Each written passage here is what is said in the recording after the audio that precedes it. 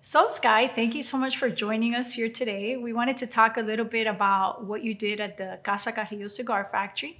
Skye is my daughter. I'm Lissette Perez-Carrillo, and she's Skye, and she's helped us with several of our campaigns and initiatives, particularly the Pledge 98 L's for Autism campaign, which raised over $100,000 so far for the L's Foundation, which goes to help families and people with autism. So, Skye, tell us about some of the wonderful discoveries you made at Casa Carrillo factory. You've been going there since you were a kid. You've always loved rolling cigars. But what got you to want to do a study about the cigar factory and what is exactly was part of the study?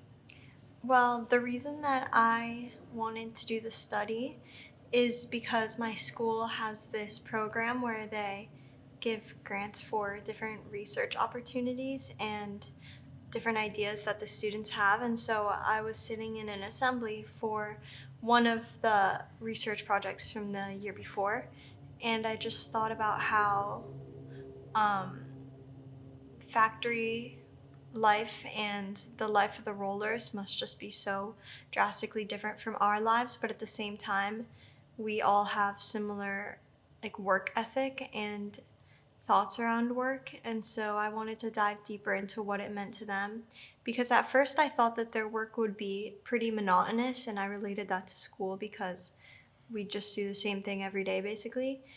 um, and then with that idea in my head, I thought, well, then what's the value of the work if it's just doing the same thing every day? And then what I discovered led to so much more than that. And I realized that I was very wrong to think that it was just like monotonous and lacking like creativity and everything. Like my findings totally changed my perspective on it. And what made you choose cigar rolling for this creative type of factor? Just because I've been living um, in a cigar family for my whole life. It was like second nature, obviously. But so you did think there was some creativity in it, you just didn't realize how much? Well, my focus was on the value of work in general. Okay. So I wanted to know what the value of work was to the workers and how they Oh, must have okay. felt while rolling. Right, because obviously for our cigar consumers and fans, the value is for them how talented and skilled and passionate the rollers are. But your question was actually more how do they value their own work, which is Mm-hmm. actually something very interesting that Mm-hmm.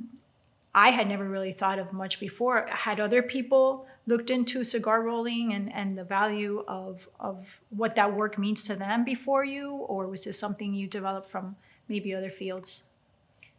Well, during my research, I was looking through numerous papers and I did a lot of research into journals, and the only thing that I really found about cigar rollers, other than the history of cigars in the Dominican Republic and the farms and everything, was this article from Jose Marti in Cuba, interviewing a Cuban cigar roller. And that was very interesting because it was the first perspective that I saw that was similar to mine, of like questioning the creativity and cigar rolling as an art form, because he saw it in the same way. And then, other than that, the other research papers that I discovered were more on creativity because I wanted to find out about the human brain during creative actions. So, drum roll. You came up with a set of questions, obviously with the help of some of your team, professors, friends, and your research to ask all the cigar rollers, right? So, Mm-hmm. how did that go? What did you do when I know we got to the factory and you basically took over, and there were some people that helped you, like Dorca, which was awesome. And one of the things that I found very endearing was how happy everybody was to help and answer these Mm-hmm. questions and how special you made them feel. So tell us, what were some of those questions like? Well, the first questions were pretty mundane. They were pretty like normal and just like, oh, were you creative as a child? Or like, do people in your family roll cigars, or like how did you get into it, things like that. And then from there I would just continue asking like different questions depending on the answers, and I heard a lot of responses that were pretty shocking. Like I remember one of the rollers was saying that she like felt connected to nature when she was touching the leaves, and then that was pretty interesting because it felt like it was more of like a meditative practice in her own work, and that she just felt grounded while doing it, which I found very interesting. And then a lot of the other stories that I would hear after the questions was about like either growing up with people in their family who also rolled cigars, which I found very interesting because of like how Papa blends cigars. I grew up looking at that, and a lot of it was also about the difficulty of rolling and how it took a lot of effort and time to do it, and that now they prosper on like improving. They love improving, and like it's a competition with themselves. And another thing about cigar rolling is that you can never there's not like there's no perfection. Like there's always room to improve. And so in that way, a lot of them were saying that it was like a daily competition with themselves. Really? And I know that somebody was bringing up the financial aspect of being a cigar roller. I remember a young lady had said that she might have had other options, but she went this route because she could make some good money. What were some of the things that they valued apart from the creative process in what they were doing and what they are doing? Well, they also value community. Like it's a great environment, but we were also talking about how the experience at our factory was a lot different than most factories because they listen to music, they have fun, like they're all friends with each other, they love talking. And I said that there's competition with themselves, but there's also competition between the rollers of like, oh, like if, because they work in partners, so one person is bunching and the other one is like wrapping and rolling. And so one of them was saying that like if her partner worked really hard that day and produced a lot of cigars, she wanted to produce more than him. So it was like they would compete and be playful with it. And I also found that that was pretty like exciting for an everyday job, because the whole point of the study, other than just seeing creativity within cigar work, is just recognizing that this job that most people would just think of as like a factory setting and just like roll repeat has so much more like artistic nature into it. And not just that, it's just, yeah, it's an art form. There can be so much passion within cigar rolling, and most people just would never think about that or think about a factory job as being something that could like contribute more than just money. And also, I know that you discovered that some of the people that you interviewed had families, right, that were cigar rollers. We actually have a couple that have been with us for decades and whose kids were just getting into the cigar rolling.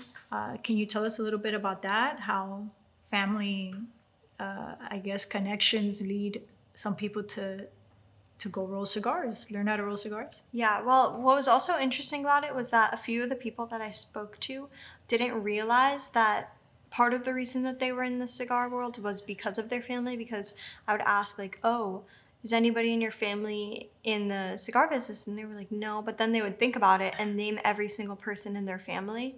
So I think that a lot of them don't realize how tobacco industry and just like rolling cigars and seeing like your dad be an amazing cigar roller can really affect you and push you into that lifestyle as well, because a lot of them love it. Like they think that, or they believe that it's the best job in their community, and honestly from the way that it looks and sounds, it is.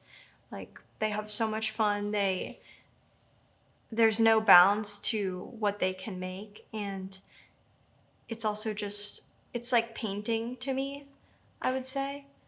And like the creativity necessary for painting is like never ending. And so I'm sure that when they saw their family members doing that and feeling so inspired, that they wanted to join as well. Yeah. So, what was what was the result of your study with respect to the cigar rollers and the value of their work to them?